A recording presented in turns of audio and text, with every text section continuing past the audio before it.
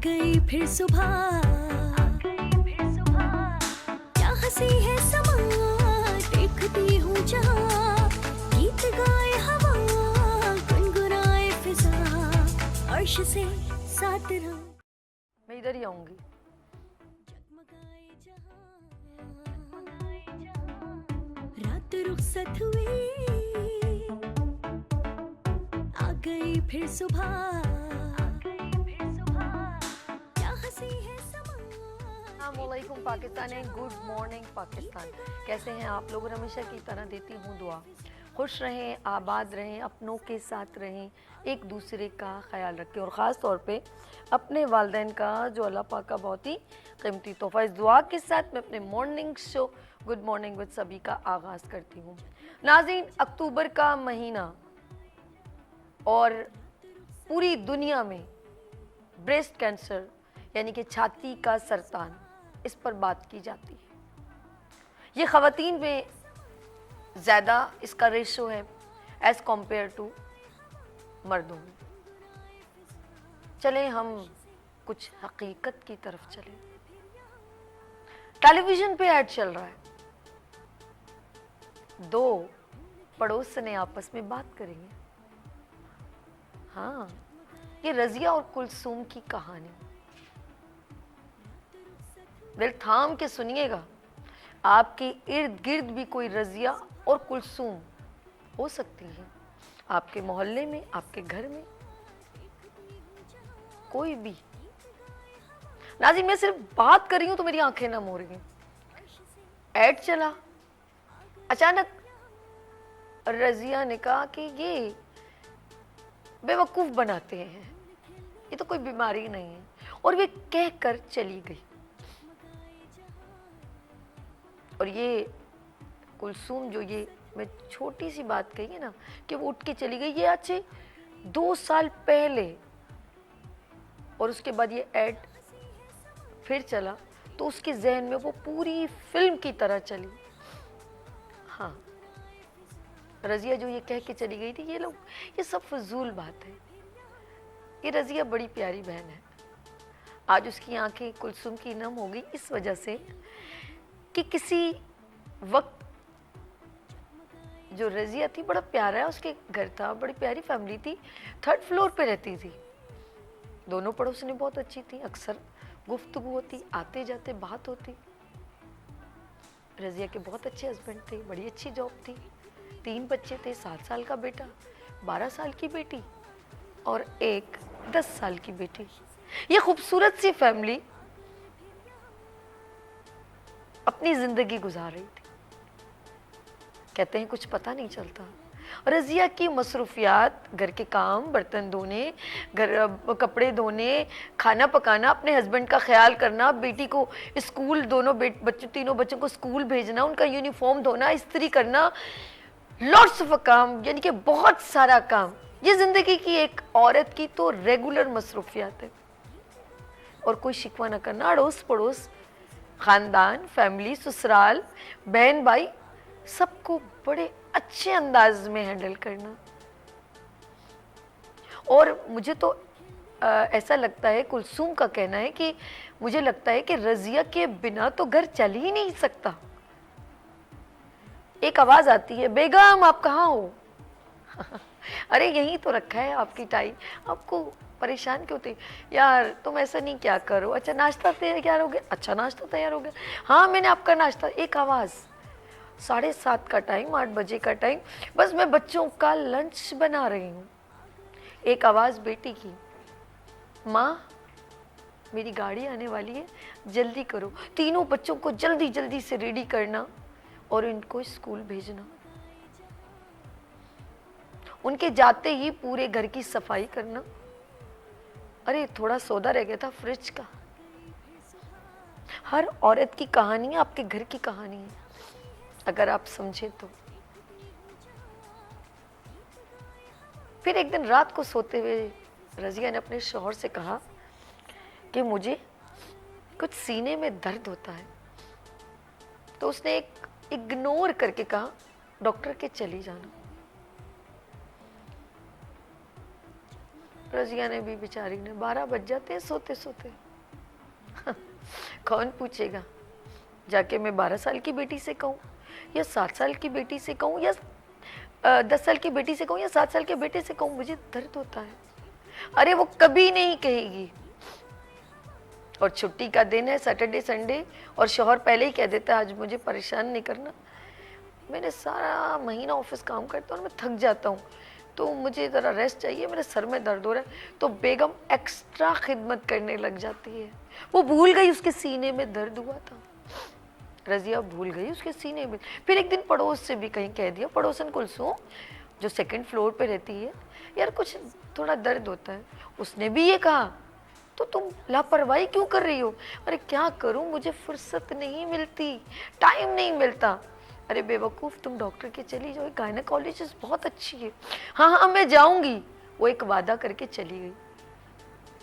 2 दिन बाद फिर पड़ोसन ने गुस्से से कहा, तुम गई क्यों नहीं? कह रही अब दर्द नहीं होता, कोई निशान भी नहीं है। अच्छा, तो फिर ऐसे ही कुछ होगा, कोई मेडिसिन बोल दी, खा ली, पेन ठीक हो गया। उसके जहन में यही। 1 महीने बाद फिर मुझे फिर दर्द हुआ। उसने कहा छोड़ो, ऐसा ही है, ठीक हो जाएगा। बीमारी मल्टीप्लाई हुई। जी हाँ, लापरवाही। वही बच्चों की मसरूफियात, अपनी फिक्र ही नहीं। सुबह उठना और रात को सबसे आखिर में सोना। कहते हैं कि कुछ लोगों को शायद ये गलत फहमी है, उनके बिना कुछ होता नहीं, लेकिन जब वो दुनिया में नहीं होते ना, फिर उनका एहसास होता है। ये लापरवाही इतनी ज्यादा हो गई कि 1 साल गुजर गया, 6 महीने गुजर गए मेरे ख्याल में, और रजिया ने इस चीज को अहमियत ही नहीं दी। एक दिन उसे कुछ ऐसा महसूस हुआ जिससे उसके दिमाग में एक इंडिकेशन हुई। उसने अपने हस्बैंड से फिर कहा कि मुझे ऐसे लगता है कि मेरे सीने में कोई गिठली सी है, कोई गुदूद जिसे हम कहते हैं ना, कोई मुझे लग रहा है कोई हम लोग अक्सर कहते हैं ना एक दाना, या मेरे अंदर कुछ एक अलग सी तकलीफ है। उसने कहा अच्छा चलो मैं तुम्हें कल डॉक्टर के ले जाऊंगा। ये हस्बैंड ने कह दिया, क्योंकि कुछ चीज़ें ऐसी होती हैं जो हम उनको अहमियत देते ही नहीं हैं।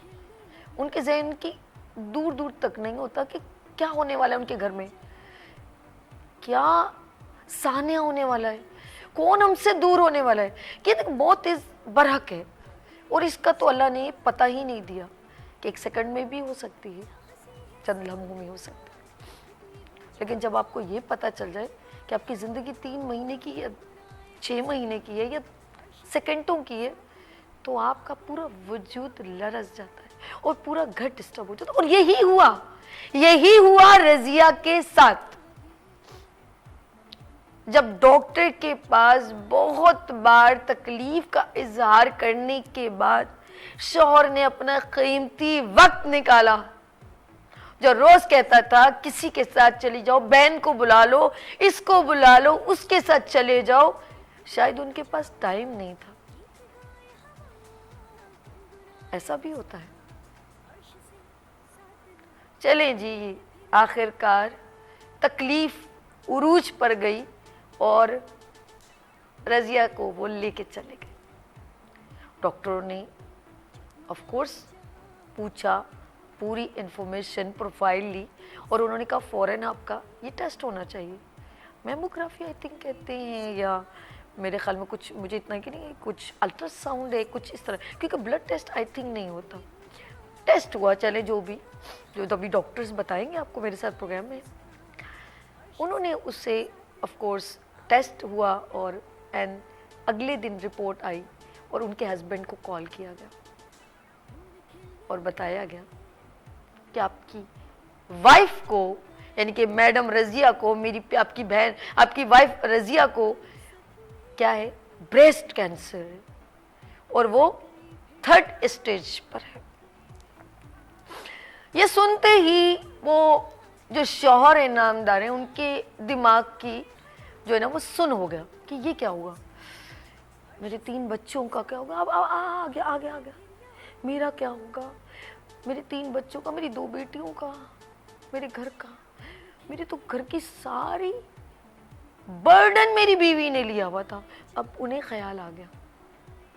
फिर डॉक्टर ने कहा कि आप बहुत पहले अगर आ जाते, नोटेड कि बहुत, जी मैं आपसे भी कह रही हूँ जी, बहुत पहले आ जाते तो हम इसे कंट्रोल कर लेते। लेकिन चलें, और एक और बात बताऊं कि आपको आपकी वाइफ को बताना बहुत ज़रूरी है। वो बीमारी नहीं है कि आप उससे छुपाएं। तो बराए मेहरबानी आप अपनी वाइफ को लेकर आएं और फौरन ट्रीटमेंट करें। भारी कदमों से वो रास्ता तय करके वो घर गया। कैसे बताए अपनी बीवी को कि तुम्हारा वक्त मेरे साथ कितना है मुझे नहीं मालूम। वाइफ ने इंतजार कर रही थी मेरी रिपोर्ट्स। पूछा, जी जी पूछा उन्होंने, क्या हुआ? बोला नहीं कुछ नहीं। अब वो सोच नहीं बताऊं तो मसला, बताता हूं तो मसला। वो फूट फूट के रोने लगा अपनी बीवी को गले लगा के। बीवी ने कहा, बीवी बड़ी ब्रेव, क्योंकि औरत अंदर से बड़ी चट्टान होती है, बहुत ब्रेव। क्या हुआ? क्यों दिल छोटा कर रहे हो? कोई बीमारी हो गई? मुझे कैंसर हो गया। अच्छा रैंडम। तो उसने कहा कि हाँ, तुमने मुझे बताया क्यों नहीं? वो फिर ये कहने के कि मैं तो बता रही थी। उसने कहा नहीं नहीं मुझे क्या पता था। उसने ये नहीं कहा कि तुम्हें बोल रही थी मुझे ले जाओ, मुझे तकलीफ होती है, मेरे सरताज तुम हो, मेरे सिर के साईं तुम हो, मेरे घर की, मेरी जिंदगी, मेरी कुल कायनात तुम हो। मैं तो कह रही थी, तुमने नहीं सुना, तुम नहीं लेके गए मुझे। मैंने अपनी जिंदगी वक्फ कर दी इस घर के लिए। फिर उसने कहा कि नहीं कोई बात नहीं, मैं इस कैंसर के साथ लड़ूंगी। मेरे बच्चे, अल्लाह मुझ पर इतना बेरहम नहीं हो सकता। ऐसा होता है। एक औरत घर से तो लड़ती है, अपने आप से भी लड़ती है, वो बीमारी से भी लड़ेगी और मौत से भी लड़ेगी। और लड़ किस लिए रही है? वो लड़ किस लिए रही है? अपने लिए नहीं कि मेरी जिंदगी बच जाए, अपने शौहर के लिए, अपनी बेटियों के लिए, अपने बेटे के लिए लड़ेगी। ये आंसू मेरे नहीं निकले, ये उस कुलसूम के निकले जो उस रजिया के लिए रो रही थी, जो उस दुनिया में नहीं।